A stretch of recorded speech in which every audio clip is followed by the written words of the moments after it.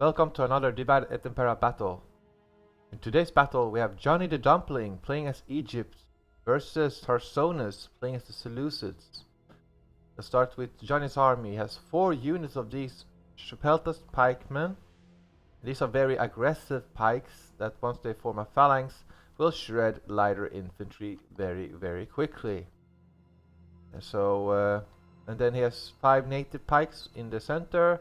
These are inferior to bronze pikemen, but looking at these royal peltas, peltas pikemen, these men are clearly superior to any lighter troops. The Turosbroi, the Tyrosi swordsmen, they are all inferior to these royal peltas pikemen. Johnny also has 4 units of these Thracian Clorux Falksmen. These men have armor-piercing weapons, they have a good charge and bonus versus elephants. And notice how dense this formation is. It will give them more resistance against cavalry. In the rear of these men he has the Judean Tyrosi. These men are a bit more armor and they actually have a disciplined trait. So if the Egyptian general would fall, these men would not be affected. The same cannot be said for the Seleucid Tyrosi spear. The Seleucids have a rather non-disciplined army, so it could be advantage to Egypt. He has this African elephant unit, and then he has these Sarissa lancers. Now it's time to look at the Seleucids. He has 2 units of these Tarantine cavalry. These are decent melee cavalry that are very quick. He has his general, a shock cavalry unit that can form a diamond formation and then does get even more bonus versus cavalry and more speed. He has 4 units of these Tyrosi swordsmen up front, and these can be used to weaken up whatever the Seleucid player wants to weaken up. He has 4 units of these Tyrosi spears, which will give him flexibility to help cavalry or protect the phalanx. He has a unit of archers and slinger to give himself a ranged component, likely against the elephants. And then he also has his Indian elephants, which are bigger than the African elephants and are hard to kill. And then we have these light Tyrosi cavalry. They are a bit worse than these Tarentine cavalry when it comes to armor, but they still have 8 speed, and they're still cavalry, so they still got a decent charge and a decent melee. Nothing spectacular, but they can still give him something else to flank lines with. So off the bat, I would say that the Egyptians have a clear advantage when it comes to the supporting infantry, and Egypt also has means to deal with the elephants. The only advantage for the Seleucids off the bat is that he has these bronze pikes, and that his cavalry has a bit more armor. The Sarissa lancers were likely brought not only because of their speed, they're cheaper to take than the other Egyptian infantry available to Johnny. So, but Johnny only needs to keep his cavalry back and let his infantry do the work, essentially. Let's start the battle. This is a very tricky situation for the Seleucid player. These native pikemen will only need to deny this bronze pikeman an engagement, whilst the royal pike peltas go into the attack. Here I would say that Egypt should just be defensive on this side and attack over here. Follow me. He has a grouped order.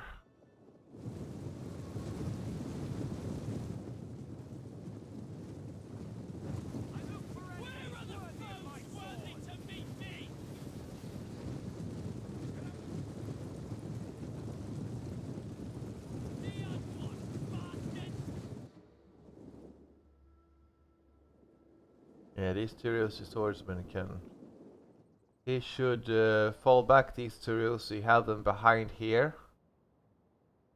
And over here. And hurl into these royal peltas, or peltas pikemen. Sorry, I'm saying royal peltas because... no, yeah. I was thinking of maybe the Antagonists, but they are also called, I think so anyway, Peltas pikemen. Yeah, John is just inching forward. The Seleucids has his archers and he has his slingers. He either start firing at these Peltas pikemen as quickly as possible. You need to damage up these men as much as you can.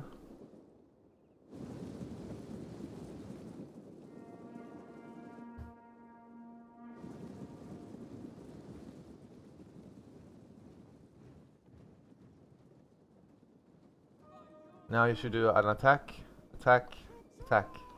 Why? You would be hitting the unshielded side if you want to hit these native pikemen. Gets one volley off everywhere. These Tarsonis swords still have 4 speed, so they're able to run away from these pikemen.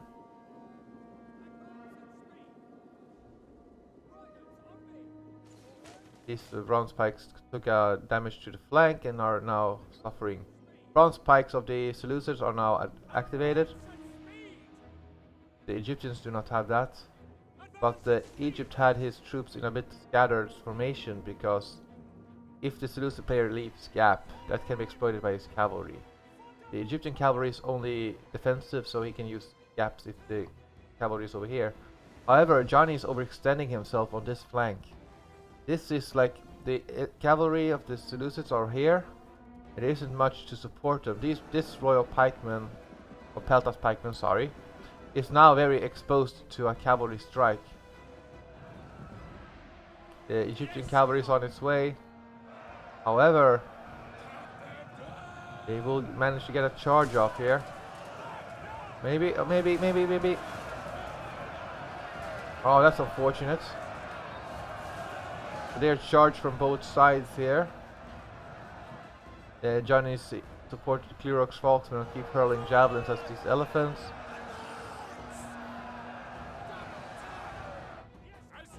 The elephants get into red, so they are now these Seleucid Tarsonis can help against the cavalry.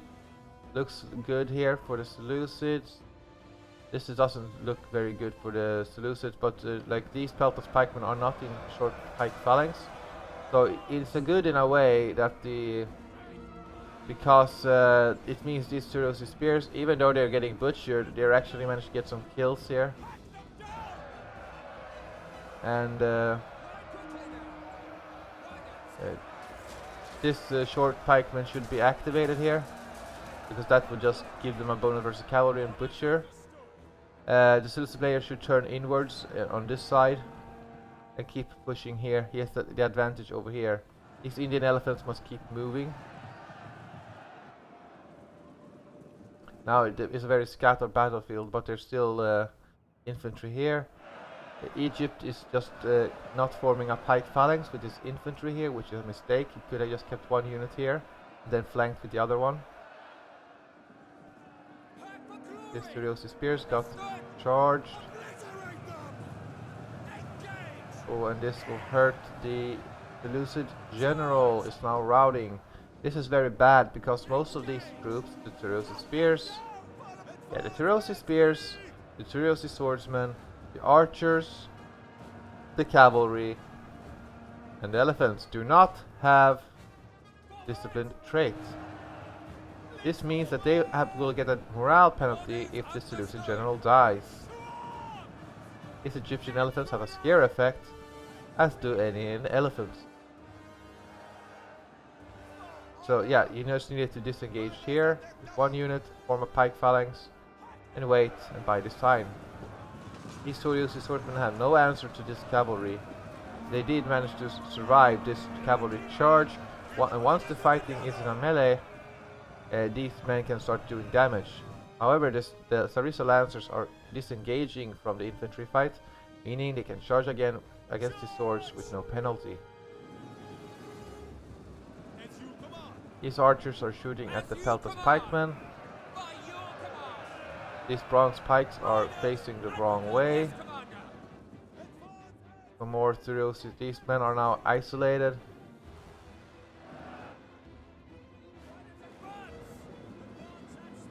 isn't much that can be done. These men should be... Yeah, all these Volksmen are coming into the rear of these pikes. And the Seleucid general has now been killed.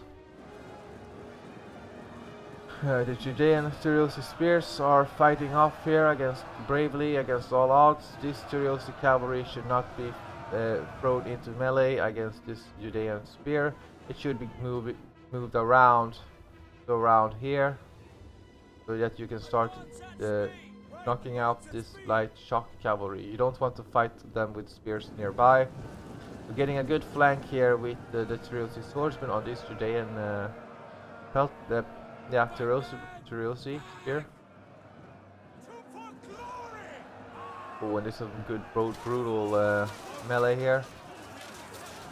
However, these Peltas pikemen are very aggressive and they just gathered these bronze pikes.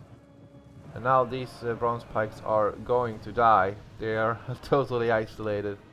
You do not want to keep pikemen. These Sarissa pikemen should never be isolated. This men could be turned off phalanx to give them a bit better speed. This Seleucid Tarsosi spear attacked this phalangite from the Egyptians. However, the Egyptians are wavering over here. See, I don't really see. It looks like the Seleucid cavalry has been routed, giving the Egyptians the advantage. Yeah, correct thing here would be to just retreat the infantry and regroup and then attack again once you rest it up. These native pikemen are fighting off phalanx against the bronze pike. This will give the Seleucids a big advantage. These bronze pikes are not fighting back and they're already less armored than a regular pike unit of other... Like this is the very cheapest pike unit that you can bring. It costs 920 compared to 1350 bronze pike units, so they're very cheap. So Seleucids managed to rout this native pike unit. However, his swords have no counter to elephants. These elephants are just going in. These bronze pikes lifted their pikes just as the elephants came in. Just keep moving. These elephants are too far away to help now. This Judean Tarsosi are now facing off against the Seleucid version of it. The Judean Tarsosi has more armor, so should get an advantage here. These bronze pikes are doing well. The Peltas pikemen have taken some damage here. But some of them are getting to the side here. The question is, will it be enough to get the whole regiment away? These men have taken quite a lot of damage, so it shouldn't really be used to fight. However, these Volksmen are on its way. There isn't really much left now from the Seleucids. These Tarsosi swords got routed. These Volksmen are getting a good flank here.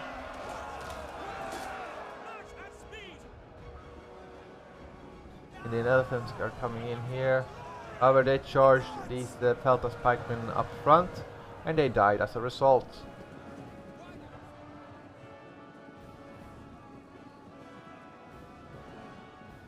The African elephants are now coming in here to rout these Tarsosi spear in the rear.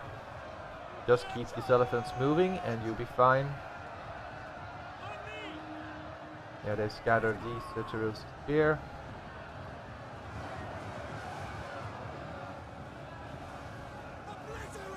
And a scare ability here on the bronze pikes just to make sure that they rout.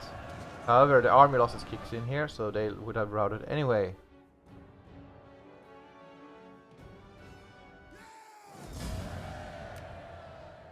Good game to both players. This was a very tough Egyptian army to face. However, Johnny got overconfident on one side. He should have been defensive on the side where the Seleucid elephants were. Same could have been said to the Seleucid. They should be defensive on the side where the Egyptian elephants were. He could have and should have probably targeted the royal peltas pikemen here, with his Tarsonis swords on their unshielded side. But this is a very tough Egyptian army to face. Like these men are clearly superior to the Tarsonis swordsmen and Tarsonis spears for that matter. These native pikemen would only need to not fight these bronze pikes, just keep their distance from them. And Sarissa lancers probably would have dealt with the cavalry in the charge, and this Seleucid general got caught out, so once he died, that demoralized the whole army. So well done here for Johnny. What can be done to counter this army? The thing with Egypt though is that they're very flexible. You never can't really be sure on what they can bring, because they can bring so much. So I will just make a quick custom battle here.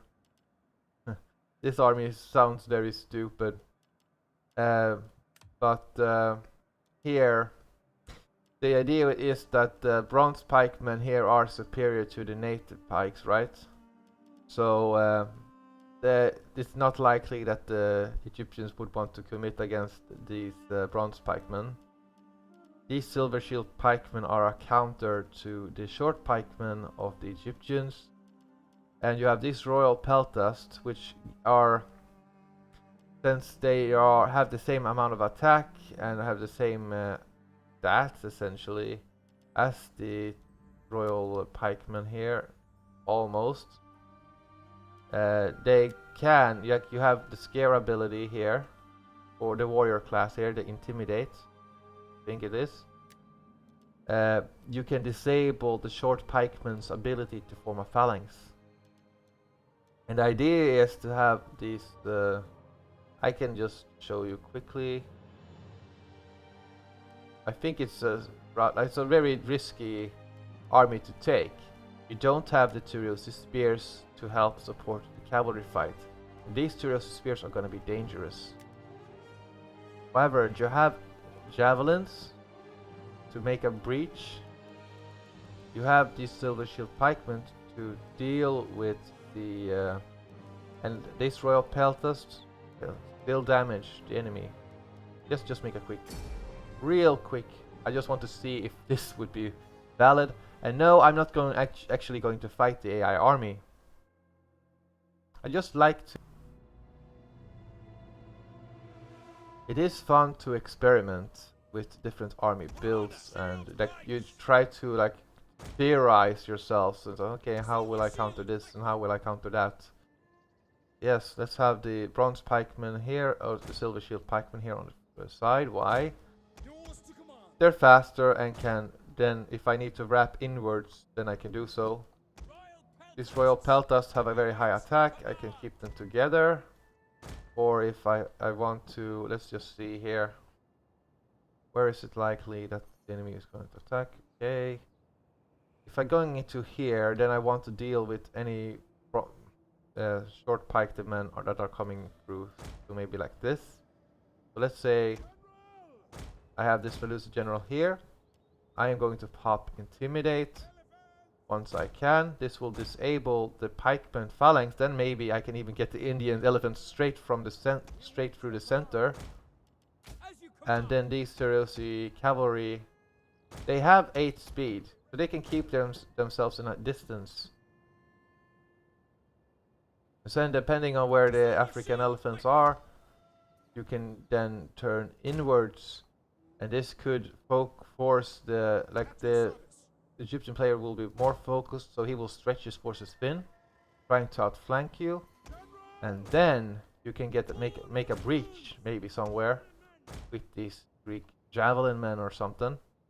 And then all of a sudden you have a breach, you make it like that, small gap, you exploit it with a cavalry unit or maybe your elephants, you get around the enemy line once the enemy cavalry maybe is way out here on both sides, and then you just smash their center. Then it's all about regrouping.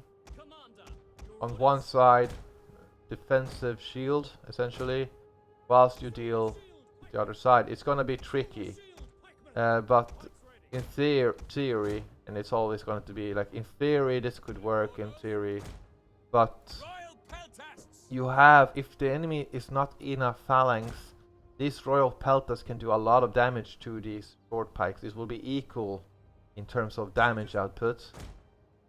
So damage up those royal those peltas pikemen as much as possible, and then you have a better chance, because those folksmen would likely not be able to do as well against these royal peltas, because these royal peltas have quite a high attack and those folksmen are quite lowly armored, and these silver shield pikemen will melt the Klurox folksmen. So just deal with the peltas pikemen. You have an advantage as long as you form, like you can't form a total box, but this general in the center, he would be safe from the melee. He can form a square if he's surrounded, and he has discipline trait which gives him 56 in armor and a 30 bonus versus elephants. So it gives you a more anti-elephant option. So yeah, that's the theory anyway. I do hope you enjoyed my little but it's just fun to yeah, okay, the bronze shield pikemen should be center. Well, silver shield pikes on both sides. These royal peltas are concentrated because you want to deal with one side of the enemy, and you have these Greek javelin to create a gap that the elephants can exploit, whilst the Egyptians or the enemy is trying to are focused on getting a far flank here. Because what the Egyptians are going to do, they're going to use their superior mobility. They have superior mobility here with the folksmen. They're free speed. Most of them, their army is free speed. These bronze pikes can't catch up to them. If the enemy natives retreats, like these native pikemen are over here, you sort of have to move forward. And as you move forward, a gap will disappear. If I'm like this and I just keep moving with this pikeman, right? Like this. There's a gap here that can be exploited, and this short pikeman doesn't really need much in order to exploit a gap like this. So you can't really move up more than necessary. Danger is the Judean Tarsonis spears, because once they can be used to the Egyptians will have cavalry support, you will not. So for you it is much harder, because this Judean Tarsonis spears will only need to zone out your cavalry. Then the Sarisa lancers can come in from the kill. So it's fun to theorize on army compositions and all that. What would counter this and what would counter that. Yeah, so experiment on their custom battles and try to theorize yourselves on how would you counter the Egyptian army. But as you saw, Johnny got over confident on one side, where he should have been defensive, he went offensive. That meant that he had a more chaotic battle than he needed to have. Thank you for watching this. Bye.